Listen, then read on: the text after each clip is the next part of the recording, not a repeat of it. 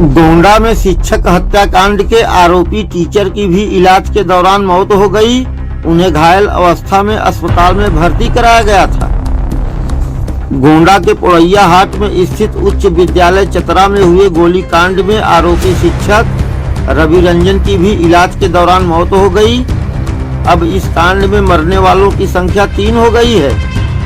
प्रेम प्रसंग में इस घटना को अंजाम दिया गया है। दरअसल 30 जनवरी 2024 मंगलवार को उच्च विद्यालय में सभी शिक्षक विद्यालय पहुंचे। इसके बाद 3 शिक्षक पुस्तकालय के अंदर बैठकर नाश्ता करने जाते हैं। इस दौरान अंदर से पुस्तकालय बंद था। फिर अंदर से गोली चलने की आवाज आती है। हालात देख पुलिस को सूचना दी गई। फिर दरवाजा तोड़कर अंदर की स्थिति देखकर लोग दंग रह जाते हैं। लाइब्रेरी में शिक्षक आदर्श सिंह और सुजाता मिश्रा की लाश पड़ी होती है। पास ही घायल अवस्था में शिक्षक रवि रंजन भगत पड़े थे। उन्हें आनन फानन में स्थानीय पोड़ैया हाट अस्पताल, फिर सदर अस्पताल गोंडा और अंत में भगालपुर मायागंज अस्पताल भेजा गया, जहां इलाज के दौरान उनकी मौत हो गई। एसडीपीओ जेपीएन चौधरी के नेतृत्व में पुलिस मौके पर पहुंची। उन्होंने सारी स्थिति का जायजा लिया और कहा कि पहली नजर में ये प्रेम प्रसंग का मामला है, जो स्थानीय लोग और अन्य शिक्षक की बातों से साफ होता है।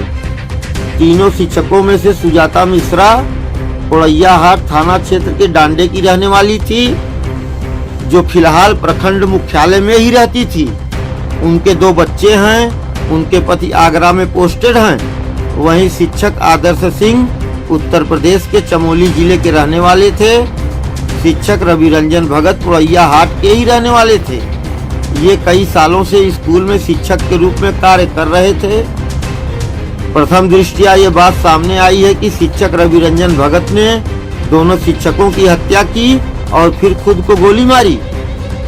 प्राप्त जानकारी के अनुसार रवि रंजन भगत अपने साथ 3 देसी कट्टा लाए थे।